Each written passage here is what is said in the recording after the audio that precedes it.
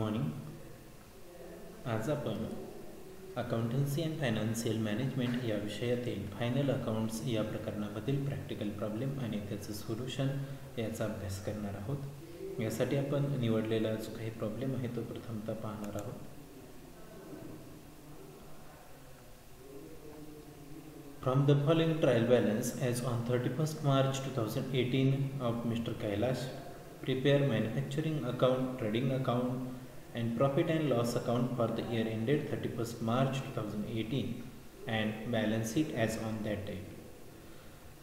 त्यानंतर खाली आपल्याला हा ट्रायल बॅलन्स दिलेला आहे 31 मार्च 2008चा. त्यामध्ये purchase of raw material 3,15,000, sales 5 lakh, computers 32,000, त्यानंतर opening stock of raw material 32,000, त्यानंतर opening stock of work in progress 6,000, त्यानंतर opening stock of finish goods 20,000, त्यानंतर कॅपिटल 1,05,000, त्यानंतर फ्राईट अँड रॉ मटेरियल 3,000, त्यानंतर डायरेक्ट वेजेस 24,000, फॅक्टरी रेंट 20,000, त्यानंतर factory power and fuel 18,000, त्यानंतर factory electricity 21,000, machinery 95,000, drawings 15,000 and office salaries 23,000, त्याचबरोबर cash at bank 5,000, selling and distribution expenses 13,000, bank charges 7,000, discount allowed 5,000,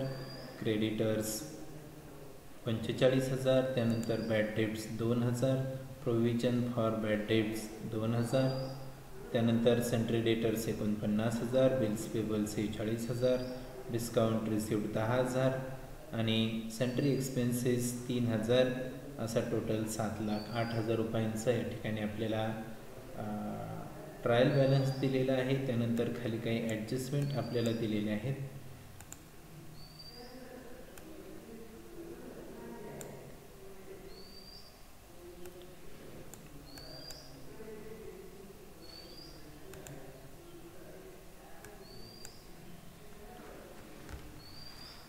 पहिली adjustment या ठिकाणी आपल्याला दिलेली आहे.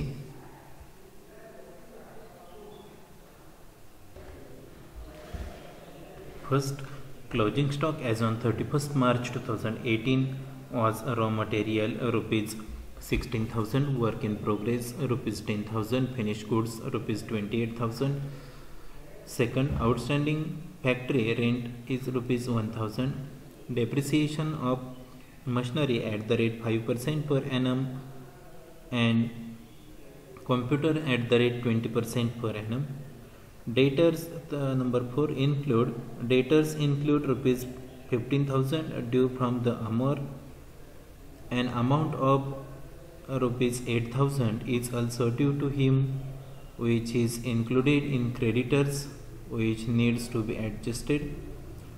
And last number 5, provide reserve for doubtful debts at the rate 10% on debtors. आपल्याला या ठिकाणी मॅन्युफॅक्चरिंग अकाउंट, त्याचबरोबर trading account, profit and loss account आणि बॅलन्स शीट तयार करायचे आहेत. त्यामध्ये सुरुवातीला प्रथमतः आपण मॅन्युफॅक्चरिंग अकाउंट जे आहे ते तयार करणार आहोत.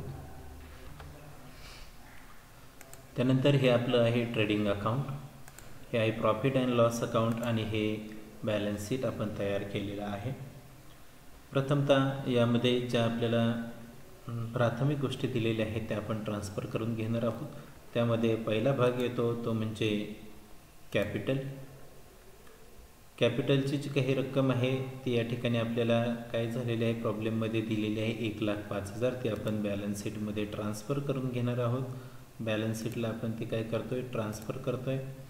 ह्या बॅलन्स शीटच्या लायबिलिटी साईडला कॅपिटल आणि इनरलाच त्याची आपण अमाऊंट लिहितोय 1,05,000.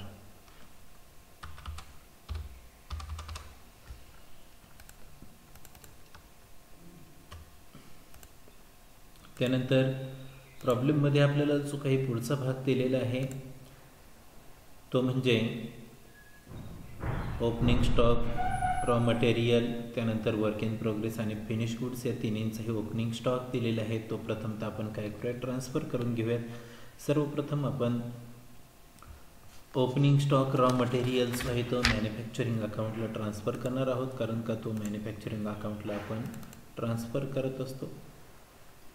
मॅन्युफॅक्चरिंग अकाउंटच्या डेबिट साईडला इथं आपण म्हणतोय to opening stock of raw material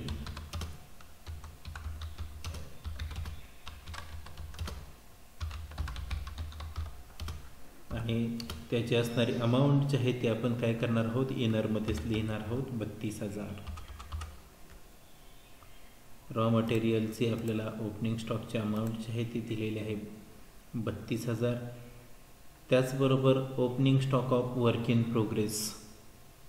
in प्रोग्रेसचा जो काही ओपनिंग स्टॉक आहे तो सुद्धा आपल्याला काय करायचं आहे, या मॅन्युफॅक्चरिंग अकाउंटला ट्रान्सफर करायचं आहे. त्याची अमाऊंट आपल्याला दिलेली आहे 6,000. ते आपण ट्रान्सफर करतो आहे मॅन्युफॅक्चरिंग अकाउंटच्या डेबिट साईडलाच टू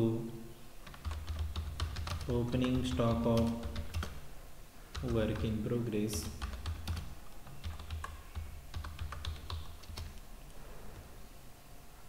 त्याची असणारी जी काही अमाऊंट आहे ती आपण डायरेक्टली आउटरला लिहिणार आहोत 6,000. त्यानंतर opening stock of finish goods जो आहे तो आपल्याला दिलेला आहे 20,000. तो आपण ट्रान्सफर करतोय ट्रेडिंग अकाउंटच्या डेबिट साईडला to opening stock of finished goods आणि त्याची अमाऊंट जी आहे ती आपण डायरेक्ट आउटरला लिहिणार आहोत 20,000. प्रथम दर्शनीच्या काही प्राथमिक गोष्टी असतात त्या आपण ट्रान्सफर करून घेतलेल्या आहेत आणि त्यानंतर उर्वरित गोष्टी ज्या आहेत त्या आपल्याला ट्रान्सफर करायच्या आहेत. त्यामध्ये क्रमाक्रमानं ट्रायल बॅलन्स जो आहे तो आपण काय करणार आहोत, ट्रान्सफर करणार आहोत. त्याचसोबत ॲडजस्टमेंट ज्या काही असतील त्या ॲडजस्टमेंटसुद्धा आपण ट्रान्सफर करणार आहोत किंवा त्यांचेही इफेक्ट आपण इथं देणार आहोत. प्रथमतः पहिला भाग आहे purchase of raw material 3,15,000. Purchase of raw material जे आहे तेच आता मॅन्युफॅक्चरिंग अकाउंटच्या डेबिट साईडला to opening stock of raw मटेरियलमध्ये ॲड होणार आहे. म्हणून इथं आपण म्हणतो to purchase of raw material. येणारलाच आपण त्याची अमाऊंट या ठिकाणी लिहितोय 3,15,000.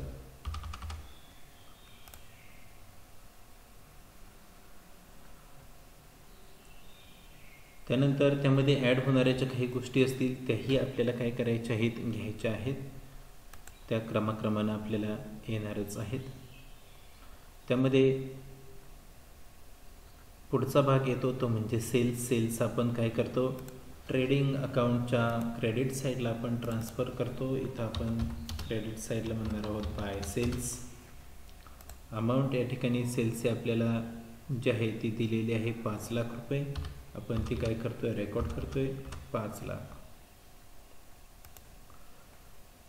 सेल्स नंतर पुढचा भाग जो आहे तो आहे कॉम्प्युटर ही ॲसेट आहे, ती जाते बॅलन्स शीटच्या ॲसेट साईडला 32,000.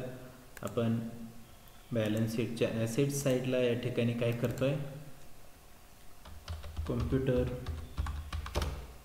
आणि त्याची अमाऊंट लिहिणार आहोत. परंतु यावरती आपल्याला ॲडजस्टमेंट दिलेली आहे कॉम्प्युटरवरती 20% डेप्रिसिएशनची. म्हणून प्रथमतः आपण काय करतोय, त्याची अमाऊंट जी आहे ती इनरला लिहितोय 32,000 आणि त्याची ॲडजस्टमेंटसुद्धा आपण काय करणार आहोत, लगेच करून घेणार आहोत. खालच्या ओळीवर आपण म्हणतोय लेस डेप्रिसिएशन 20%. 20% डेप्रिसिएशन आपल्याला काय करायचं आहे, लेस करायचं आहे. मग 32,000वर कॅल्क्युलेशन आपल्याला करायचं आहे कॉम्प्युटरच्या 32,000 अमाऊंटवरती. 32,000वर 20% डेप्रिसिएशन जर आपण कॅल्क्युलेट केलं तर ते येतं 6,400. म्हणून आपण इथं अमाऊंट लिहितोय 6,400 आणि या दोन्हींची वजाबाकी जी असेल 32,000तून 6,400 वजा झाल्यानंतर ते आपण आउटरला घेणार आहोत. ती येते 25,600 आणि या डेप्रिसिएशनचा दुसरा इफेक्ट जो आहे कॉम्प्युटरचा तो आपण देणार आहोत प्रॉफिट अँड लॉस अकाउंटच्या डेबिट साईडला इथं आपण सुरुवातीलाच म्हणतोय टू डेप्रिसिएशन ऑन कॉम्प्युटर आणि त्याची अमाऊंट जी आहे ती आपण इथे लिहितोय 6400. कॉम्प्युटरवरचं डेप्रिसिएशन आणि त्याचं असणारं कॅल्क्युलेशन आपण ट्रान्सफर केलेलं आहे. कॉम्प्युटरच्या नंतर येणारे जे काही बॅलन्स आहेत ते आहेत ओपनिंग स्टॉकचे तीनही बॅलन्स हे सुरुवातीलाच आपण ट्रान्सफर केलेले आहेत. त्याचबरोबर कॅपिटलचा बॅलन्ससुद्धा आपण ट्रान्सफर केलेला आहे. त्यानंतर आहे freight on raw material. Raw मटेरियलवरचं असणारं फ्राईट रॉ मटेरियल जे आपण परचेस केलेलं आहे त्यावरचं ते आता काय होणार आहे 3000 रुपये जे आहेत ते मॅन्युफॅक्चरिंग अकाउंटला आपण जे काही add purchase of raw material केलेलं आहे त्यामध्येच काय करणार आहोत ॲड करणार आहोत ॲड फ्राईट.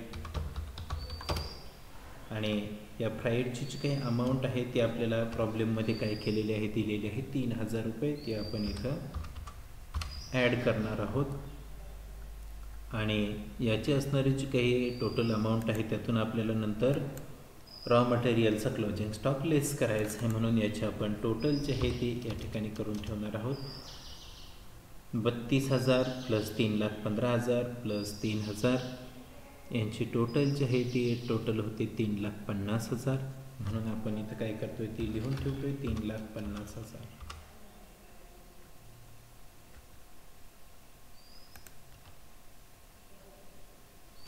$3,50,000ची टोटल या ठिकाणी आपण काय केलेले आहे लिहून ठेवलेले आहे. त्यानंतर आपल्याला काय करायचं आहे पुढं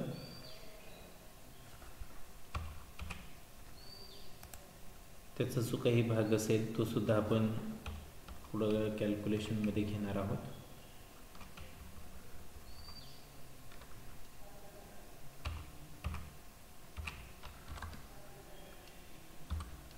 इथं आपण त्याची जी काही टोटल आहे ती टोटल या ठिकाणी लिहिलेली आहे 3,50,000. त्यानंतर फ्राईटच्या नंतर पुढचा जो काही भाग आहे तो आहे डायरेक्ट वेजेस. डायरेक्ट वेजेसची अमाऊंट आपल्याला दिलेली आहे 24,000. तीही डायरेक्ट वेजेस ही मॅन्युफॅक्चरिंग अकाउंट्सचे रिलेटेड घटक आहे त्यामुळं तोही आपण काय करणार आहोत घेणार आहोत मॅन्युफॅक्चरिंग अकाउंटला. डायरेक्ट वेजेस अमाऊंट डायरेक्ट आउटरला घेणार आहोत त्याची 24,000. त्यानंतर डायरेक्ट वेजेसच्या नंतर पुढचा भाग दिलेला आहे फॅक्टरी रेंट. फॅक्टरीचं असणारं जे काही रेंट आहे ते आपल्याला मॅन्युफॅक्चरिंग अकाउंटला घ्यायचं आहे आणि त्यासाठी एक ॲडजस्टमेंटसुद्धा आपल्याला दिलेली आहे त्याचाही आपण विचार करणार आहोत. ॲडजस्टमेंट जे आहे त्या ॲडजस्टमेंटमध्ये आउटस्टँडिंग फॅक्टरी रेंट ₹1,000 असं म्हटलेलं आहे. म्हणजे आउटस्टँडिंग रेंटसुद्धा त्यामध्ये आहे. प्रथमतः जे आहे ते आपण ट्रान्सफर करूयात आणि नंतर आउटस्टँडिंग त्यामध्ये ॲड करून त्याचा दुसरा इफेक्ट त्या ॲडजस्टमेंटचा आपण देणार आहोत. प्रथमतः मॅन्युफॅक्चरिंग अकाउंटच्या डेबिट साईडला इथं आपण काय करणार आहोत टू फॅक्टरी रेंट म्हणून या ठिकाणी घेणार आहोत.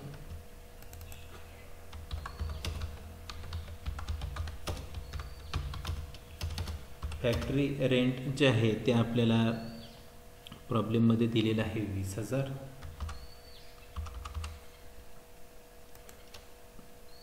आणि त्यामध्ये असणारी ॲडजस्टमेंट जी आहे ती आपण ॲड करणार आहोत. Add outstanding.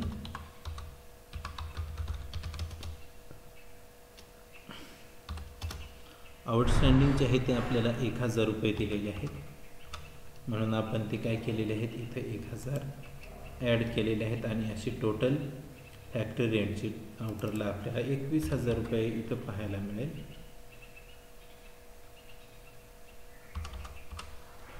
त्यानंतर या आउटस्टँडिंग एक्सपेन्सेसचा दुसरा इफेक्ट जो आहे तो आपण देतोय बॅलन्स शीटच्या ॲसेट साईडला outstanding factory rent.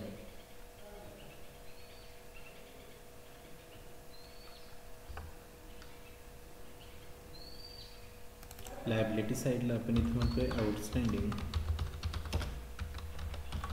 Factory rent आणि त्याची अमाऊंट जी आलेली आहे 1,000 ती या ठिकाणी आपण काय करतोय रेकॉर्ड करतोय. त्यानंतर पुढचा जो काही भाग आहे फॅक्टरी रेंटच्या नंतरचा फॅक्टरी पॉवर अँड फ्युएल त्याचीही आपल्याला अमाऊंट या ठिकाणी दिलेली आहे 18,000 रुपये. ती आपण काय करतो आहे, मॅन्युफॅक्चरिंग अकाउंटला ट्रान्सफर करतो आहे, कारण हा सुद्धा घटक मॅन्युफॅक्चरिंगशी रिलेटेड आहे. म्हणून इथे आपण म्हणतो आहे to factory power and fuel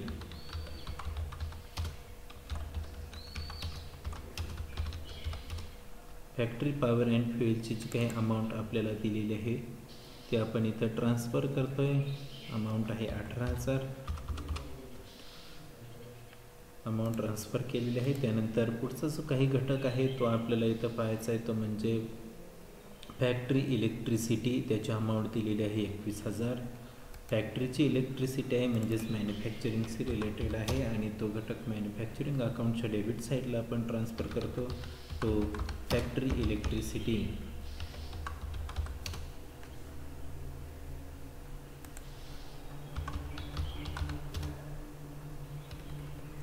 factory इलेक्ट्रिसिटीची amount जी आहे तीही आपण ट्रान्सफर करतो आहे 21,000. यावरती कुठलीही ॲडजस्टमेंट नाही. फॅक्टरी इलेक्ट्रिसिटी झाल्यानंतर खाली आहे मशिनरी 95,000. त्यावरती एक ॲडजस्टमेंट आपल्याला दिलेली आहे, डेप्रिसिएशन मशिनरी @5% पर ॲनम. प्रथमतः हा पहिला भाग जो आहे मशिनरीचा तो आपल्याला ट्रान्सफर करायचा असतो बॅलन्स शीटला, किंवा मशिनरीचा घटक जो आहे तो जातो बॅलन्स शीटच्या ॲसेट साईडला. म्हणून आपण इथे घेतो आहे मशिनरी आणि त्याची अमाऊंट जी दिलेली आहे ती आपण इथं रेकॉर्ड करतो आहे 95,000. त्यावरती डेप्रिशिएशन आपल्याला सांगितलेलं आहे 5%. म्हणून खाली आपण म्हणतो लेस 5% डेप्रिसिएशन. 95,000वर 5% डेप्रिसिएशन जे आहे ते आपल्याला कॅल्क्युलेट करायचं आहे. आपण कॅल्क्युलेट करतो आहे 95,000वर 5% ते येतं आहे 4,750 आणि ते आपण या ठिकाणी काय करतो आहे, रेकॉर्ड करतो आहे 4,750. या दोन्हींची वजाबाकी 95,000तून 4,750 गेले, उरलेले अमाऊंट येते 90,250. ते आपण आउटरला घेतो आहे 90,250 आणि या 4,750च्या डेप्रिसिएशनचा इफेक्ट हा आपण पुन्हा काय करतो आहे, मॅन्युफॅक्चरिंगला देतो आहे. मॅन्युफॅक्चरिंग अकाउंटला इथं आपण म्हणणार आहोत टू डेप्रिसिएशन ऑन मशिनरी आणि त्याची अमाऊंट जी आहे ते या ठिकाणी आपण काय केलेले आहे, घेतलेले आहे 4,750. त्यानंतर पुढचा भाग या ठिकाणी आपल्याला पाहायला मिळतो तो म्हणजे ड्रॉइंग्स 15,000. ड्रॉइंग्स आपण लेस करतो कॅपिटलमधून. म्हणून बॅलन्स शीटच्या आहे या बॅलन्स शीटच्या लायबिलिटी साईडला आपण जे कॅपिटल लिहिलेलं आहे त्यामध्ये खाली आपण म्हणणार आहोत लेस ड्रॉइंग्स आणि त्याची अमाऊंट जी आहे ती आपण इथं रेकॉर्ड करणार आहोत 15,000, कारण आपल्याला प्रॉब्लेममध्ये ती अमाऊंट काय केलेली आहे, दिलेली आहे डायरेक्टली 15,000. 1,05,000तून 15,000 वजा झाल्यानंतर उरलेली जी काही अमाऊंट असते ती या ठिकाणी आपल्याला पुढं येईल आणि त्यामध्ये पुन्हा चालू वर्षाचा असणारा प्रॉफिट किंवा लॉस जो आहे तो आपल्याला इथं रेकॉर्ड करावा लागणार आहे. परंतु सद्यस्थितीला ड्रॉइंगचे आहेत ते आपण इथं काय केलेले आहेत, लेस केलेले आहेत. त्यानंतर पुढचा भाग जो आहे तो आहे ऑफिस सॅलरीज. ऑफिस सॅलरीज ज्या आहेत त्या सरळ सरळ जातात आपल्या प्रॉफिट अँड लॉस अकाउंटला. ऑफिस सॅलरीची अमाऊंट आहे 23,000. म्हणून प्रॉफिट अँड लॉस अकाउंटच्या डेबिट साईडला इथं आपण म्हणतोय टू ऑफिस सॅलरीज आणि त्याची अमाऊंट जी आहे ती डायरेक्टली आउटरला लिहितोय 23,000.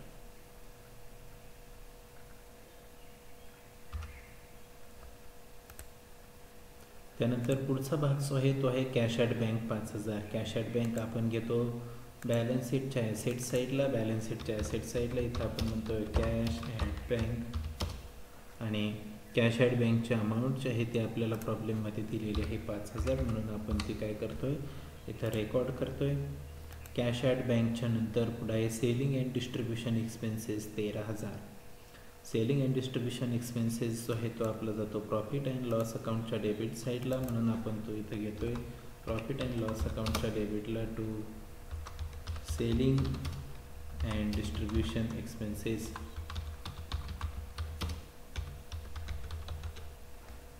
आणि या सेलिंग अँड डिस्ट्रीब्युशनची अमाऊंट जी आपल्याला दिलेली आहे ती 13,000 इथं आपण रेकॉर्ड करतोय. त्यानंतर पुढील भाग जो आहे तो आहे बँक चार्जेस 7,000. बँक चार्जेस सुद्धा प्रॉफिट अँड लॉस अकाउंटच्या डेबिट साईडलाच जातात, म्हणून प्रॉफिट अँड लॉस अकाउंटच्या डेबिट साईडला इथं आपण म्हणतोय बँक चार्जेस आणि त्याची अमाऊंट जी आहे ती पुढं आपण ट्रान्सफर करतो इथं 7,000. बँक चार्जेसच्या नंतर पुढचा जो काही भाग आहे तो आहे डिस्काउंट अलाउड 5,000. डिस्काउंट अलाउड जो आहे तो येतो प्रॉफिट अँड लॉस अकाउंटच्या डेबिट साईडला. प्रॉफिट अँड लॉस अकाउंटच्या डेबिट साईडला आपण लिहिलं आहे टू डिस्काउंट अलाउड. अमाऊंट त्याची आपल्याला दिलेली आहे 5,000. डिस्काउंट अलाउड संपल्याच्या नंतर पुढचा जो भाग आहे तो आपल्याला दिलेला आहे क्रेडिटर्स 45,000. क्रेडिटर्स जे आहेत ते जातात बॅलन्स शीटच्या ॲसेट्स साईडला, परंतु त्यावरती इथे एक आपल्याला ॲडजस्टमेंट दिलेली आहे. डेटर्स आणि क्रेडिटर यांच्याशी संबंधित ती ॲडजस्टमेंट आहे. Debtors include ₹15,000 due from Amir. An amount of ₹8,000 is also due to him, which is includes in creditor, which needs to be adjusted. आपल्याकडे असणारे जे काही डेटर्स आहेत त्या डेटर्समध्ये 15,000 रुपयांचे असे काही डेटर्स इन्क्लूड आहेत की जे अमीरकडून त्या ठिकाणी काय आहे येणार आहे. त्यातली 8,000ची रक्कम जी आहे ती अमीरकडून काय करायची आहे आपल्याला येणं आहे. मग आता पुढचा भाग जो दिलेला आहे तोही अगदी महत्त्वाचा आहे. ₹8,000 is also due to him which is included in creditors. म्हणजेच क्रेडिटर्समध्ये ती रक्कम काय झालेली आहे ॲड झालेली आहे आणि म्हणून येतात आपल्याला काय करायचे आहेत ही 8,000 रुपये जे आहेत ते ॲडजस्ट करायचे आहेत. ॲडजस्ट करत असताना प्रथमतः आपण क्रेडिटर्समधून जे ॲड झालेले आहेत ते मायनस करणार आहोत आणि त्यानंतर डेटर्स जे आहेत त्या डेटर्समधून सुद्धा आपण हे 8,000 रुपये काय लेस करून ॲडजस्ट करणार आहोत आणि नंतर उरणारा जो काही बॅलन्स असेल तो आपण पुढील प्रक्रियेसाठी घेणार आहोत. प्रथमतः क्रेडिटर्स जे आहेत ते क्रेडिटर्स या ठिकाणी आपण बॅलन्स शीटमध्ये घेऊया. बॅलन्स शीटमध्ये लायबिलिटी साईडला आपण घेतोय क्रेडिटर्स. क्रेडिटर्सला इनरला या ठिकाणी आपल्याला अमाऊंट लिहायची आहे जी प्रॉब्लेममध्ये आपल्याला दिलेली आहे. प्रॉब्लेममध्ये आपल्याला अमाऊंट दिलेली आहे क्रेडिटर्सची इथं 45,000 रुपये. ती आपण प्रथमतः काय करतो इथं इनरमध्ये रेकॉर्ड करतोय आणि त्यानंतर खाली आपण म्हणतोय लेस ॲडजस्टेड अगेन डेटर्स.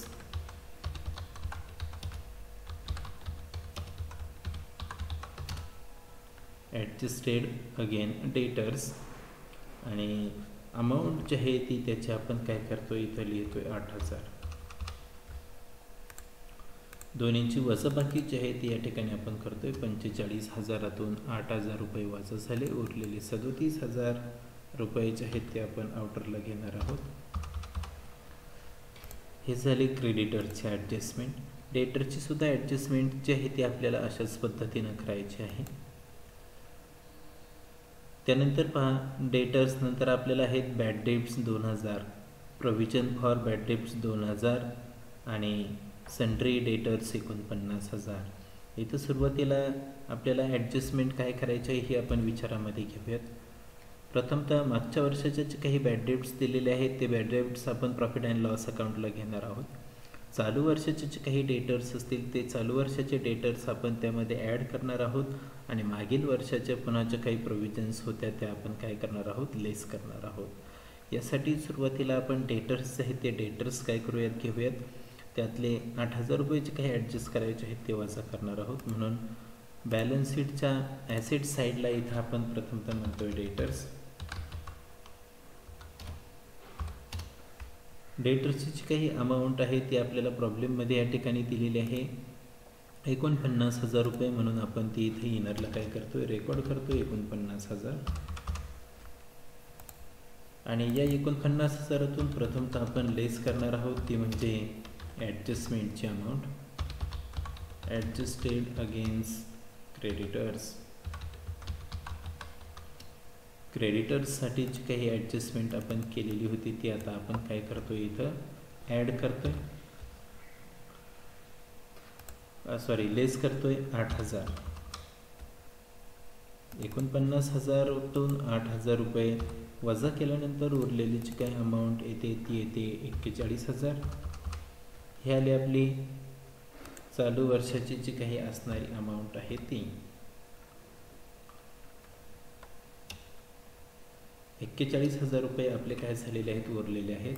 आणि या 41,000वरती आपल्याला काय करायचं आहे, 10% नवीन RDD करायचं आहे. म्हणून इथं आपण म्हणतोय लेस RDD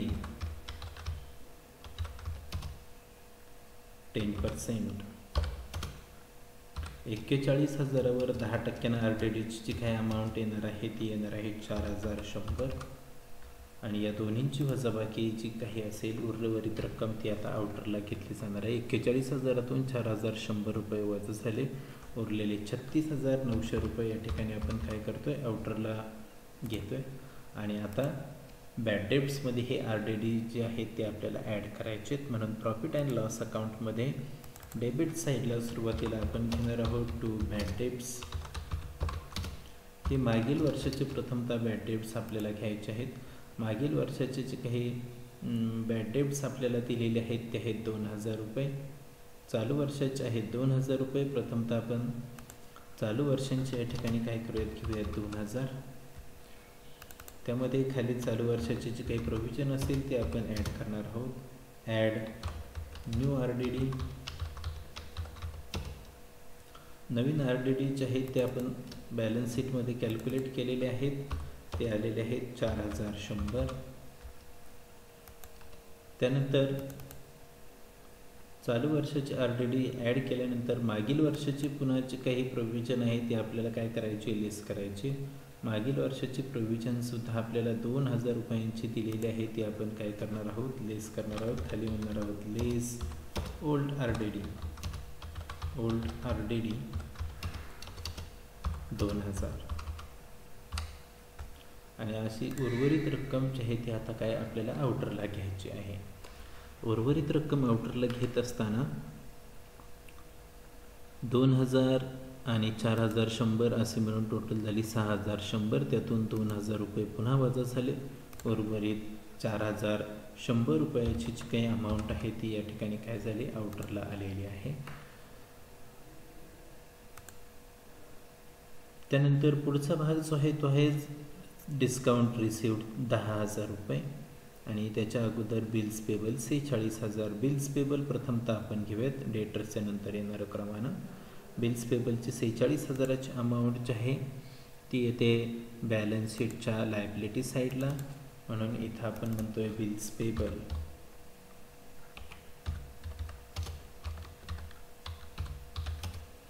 बिल्स पेबल आणि त्याची अमाऊंट आपण लिहितो इथं 46,000. बिल्स पेबलची अमाऊंट झाल्यानंतर पुढचा भाग जो आहे डिस्काउंट रिसिव्ड तो जातो आपल्या प्रॉफिट अँड लॉस अकाउंटच्या क्रेडिट साईडला.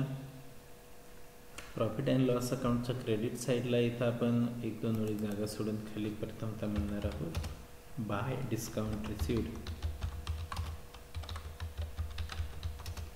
आणि त्याची अमाऊंट जी आहे ती आउटरला लिहिणार आहोत 10,000.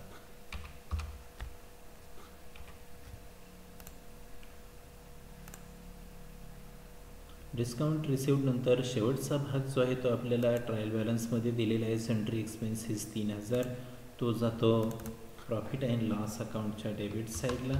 हे आपलं प्रॉफिट अँड लॉस अकाउंट आहे. प्रॉफिट अँड लॉस अकाउंटच्या डेबिट साईडला आपण पोस्टिंग करतोय सन्ड्री एक्सपेन्सेस.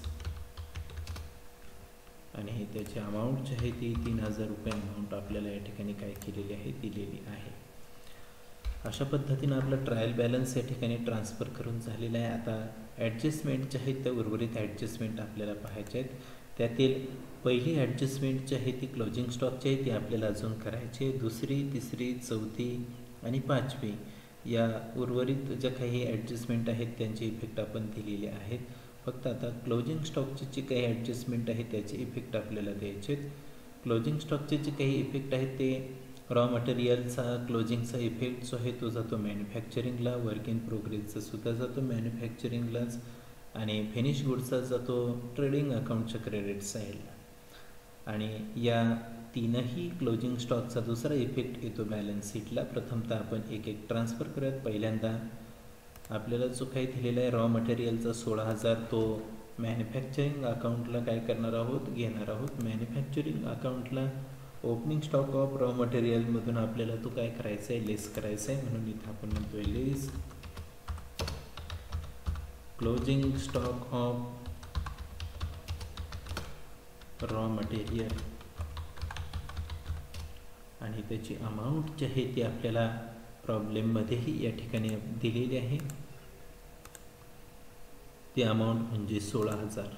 आपण इथं काय करतोय, 16,000 रुपये लेस करतोय. 3,50,000तून 16,000 रुपये आपण लेस केलेले आहेत, आणि उर्वरित जे अमाऊंट आहे ती आता आउटरला आपण घेणार आहोत. 3,50,000 वजा 16,000 अमाऊंट येते 3,34,000. ते आपण आता काय करतोय, आउटरला घेतोय 3,34,000. 3,34,000ची अमाऊंट या सर्वांचं कॅल्क्युलेशन होऊन बाहेर आलेले आहे किंवा आउटरला आपण ती घेतलेली आहे. त्यानंतर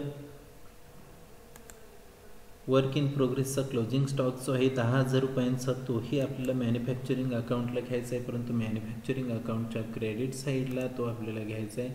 इथं आपण म्हणणार आहोत by closing stock of work in progress, closing stock of work in progress, आणि त्याची अमाऊंट या ठिकाणी आपण लिहिणार आहोत 10,000. त्यानंतर तिसरा क्लोजिंग स्टॉक जो आहे, त्या तिसऱ्या क्लोजिंग स्टॉकचा इफेक्ट म्हणजेच फिनिश गुड्सचा 28,000चा इफेक्ट आपल्याला द्यायचा आहे ट्रेडिंग अकाउंटच्या क्रेडिट साईडला. इथं आपण म्हणणार आहोत by closing stock of finished goods, आणि त्याची अमाऊंट जी आहे 28,000 रुपये ती या ठिकाणी आपण रेकॉर्ड करणार आहोत. या तीनही स्टॉकचा एक एक इफेक्ट झालेला आहे. आता दुसरा इफेक्ट आपल्याला देणं बाकी आहे, तो येतो बॅलन्स शीटच्या ॲसेट साईडला. हे आपलं बॅलन्स शीट आहे, त्याची ही ॲसेट साईड, त्याच्या क्रेडिट साईडला आपण या ठिकाणी म्हणणार आहोत बाय क्लोजिंग स्टॉक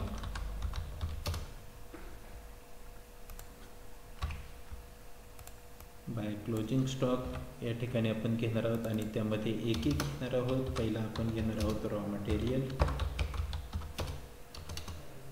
ज्याची अमाऊंट या ठिकाणी आपण मॅन्युफॅक्चरिंग अकाउंटला ट्रान्सफर केलेली होती, ती म्हणजे 16,000. त्यानंतर आपण घेणार आहोत वर्क इन प्रोग्रेस.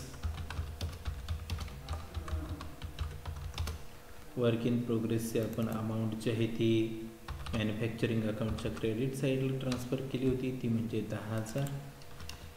आणि फिनिश गुड्सची जी काही क्लोजिंग स्टॉकची अमाऊंट आहे जी आपण ट्रेडिंग अकाउंटला इथं ट्रान्सफर केलेली आहे आपल्याला पाहायला मिळते 28,000. ती बॅलन्स शीटला या ठिकाणी आपण घेतोय 28,000. अशा पद्धतीनं सर्व इफेक्ट या ठिकाणी काय झालेले आहेत, आता संपलेले आहेत. सर्व ॲडजस्टमेंटसुद्धा संपलेले आहेत. आता आपल्याला अकाउंट्स क्लोज करायचे आहेत. पहिला अकाउंट्स या ठिकाणी आपण क्लोज करतो आहे मॅन्युफॅक्चरिंग अकाउंट. मॅन्युफॅक्चरिंग अकाउंटच्या डेबिट साईड आणि क्रेडिट साईड या दोन्हींचंही ऑब्झर्वेशन केल्यानंतर आपल्या लक्षामध्ये येतं की ॲसेट साईड डेबिट साईड जी आहे ती काय मोठी आहे, क्रेडिट साईड लहान आहे. मग आपण प्रथमतः डेबिट साईड जी आहे त्याची बेरीज करूयात. 3,34,000, 6,000, त्यानंतर 24,000, 21,000, 18,000, 21,000 आणि 4,750 यांची बेरीज होती 4,28,750. तीच टोटल आपण क्रेडिट साईडलाही घेणार आहोत 4,28,750. आणि त्यानंतर आपण बॅलन्स काढणार आहोत. आलेला जो काही बॅलन्स असेल तो ट्रेडिंग अकाउंटला ट्रान्सफर करणार आहोत. येणारा जो काही बॅलन्स असेल त्याला आपण नाव देणार आहोत बाय कॉस्ट ऑफ प्रोडक्शन. आणि ते आपण ट्रान्सफर करणार आहोत ट्रेडिंग अकाउंटला.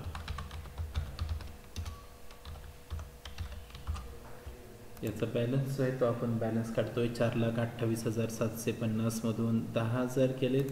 उरलेली 4,18,750 ची काही अमाऊंट आहे ती या ठिकाणी आपल्याला काय बॅलन्स मिळालेले आहे 4,18,750 आणि ते आपण ट्रान्सफर करतोय ट्रेडिंग अकाउंटच्या डेबिट साईडला. हे आपलं ट्रेडिंग अकाउंट आहे. ट्रेडिंग अकाउंटच्या डेबिट साईडला इथं आपण म्हणणार आहोत टू कॉस्ट ऑफ प्रोडक्शन आणि कंसामध्ये आपण खाली म्हणणार आहोत कुठून ट्रान्सफर झाले तर मॅन्युफॅक्चरिंगमधून.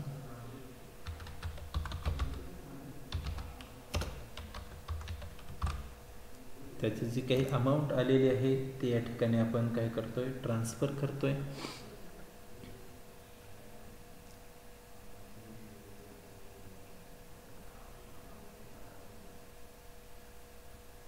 $4,18,750. त्यानंतर आता आपल्याला ट्रेडिंग अकाउंट जे आहे ते क्लोज करायचं आहे. ट्रेडिंग अकाउंट क्लोज करत असताना डेबिट साईड आणि क्रेडिट साईड या दोन्ही गोष्टींचा आपण विचार करणार आहोत. 4,18,750 आणि 20,000. क्रेडिट साईडला आहे 5,00,000 आणि 28,000. याचा अर्थ क्रेडिट साईड जी आहे ती काय आहे मोठी आहे, म्हणून आपण क्रेडिट साईडची बेरीज या ठिकाणी काय करणार आहोत खाली घेणार आहोत किंवा टोटल म्हणून ती घेणार आहोत. 5,28,000 आपली टोटल होते. ती आपण टोटल म्हणून खाली घेतलेली आहे. तीच अमाऊंट आपण डेबिट साईडला सुद्धा घेणार आहोत कारण का ती मोठी आहे. आणि येणारा जो काही बॅलन्स असेल तो आता आपला ट्रेडिंग अकाउंटला डेबिट साईडला मिळणार आहे. डेबिट साईडला येणार आहे म्हणून तो असणार आहे ग्रॉस प्रॉफिट. त्याला आपण नाव देतोय ग्रॉस प्रॉफिट आणि हा ट्रान्सफर होणार आहे प्रॉफिट अँड लॉस अकाउंटला. प्रथमतः आपण बॅलन्स काढूयात. 5,28,000 वजा 4,18,750 वजा 20,000. कॅल्क्युलेशन जे आहे ते आपल्याला येतं आहे 89,250. 89,250 येणारा ग्रॉस प्रॉफिट आपण ट्रान्सफर करतोय प्रॉफिट अँड लॉस अकाउंटच्या क्रेडिट साईडला. इथं पहिल्याच ओळीवरती आपण म्हणणार आहोत by gross profit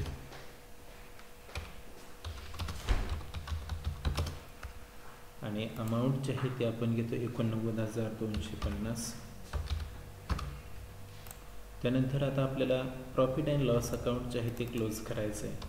profit and loss account close करत असताना डेबिट साईड आणि क्रेडिट साईड या दोन्हींचाही विचार या ठिकाणी आपण करणार आहोत.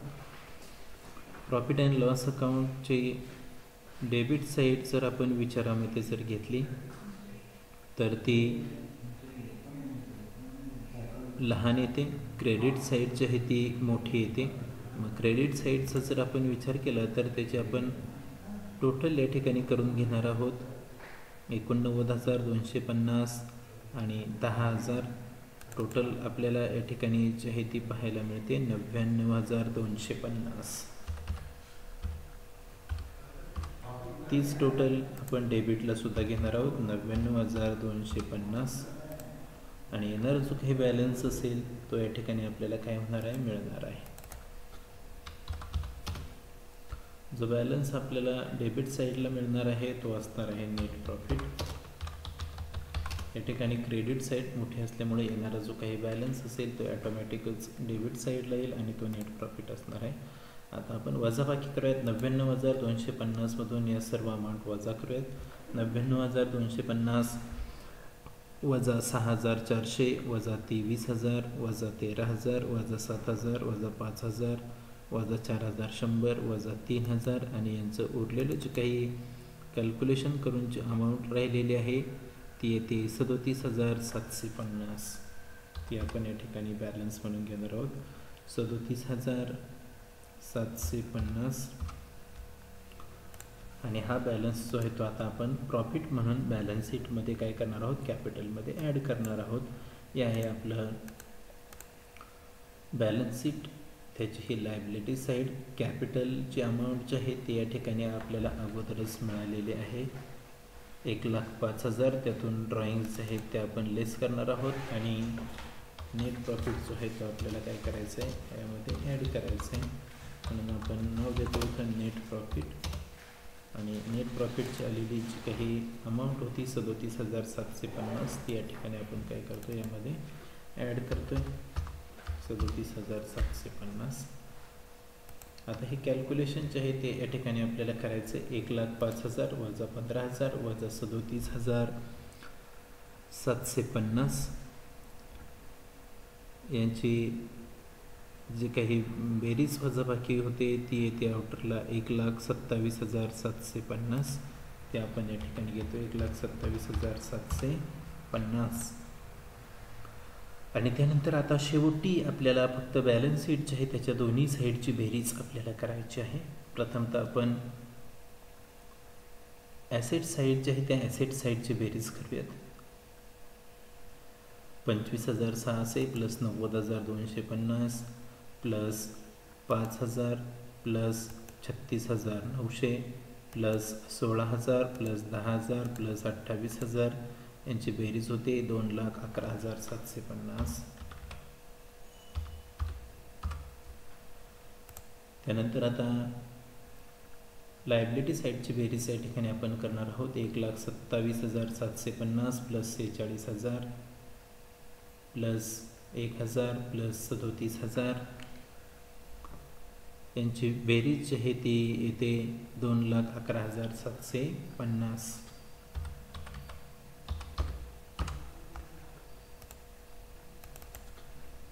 बॅलन्स शीटच्या दोनही साईड ज्या आहेत त्या दोनही साईडची बेरीज 2,11,750 रुपये आपल्याला आलेली आहे.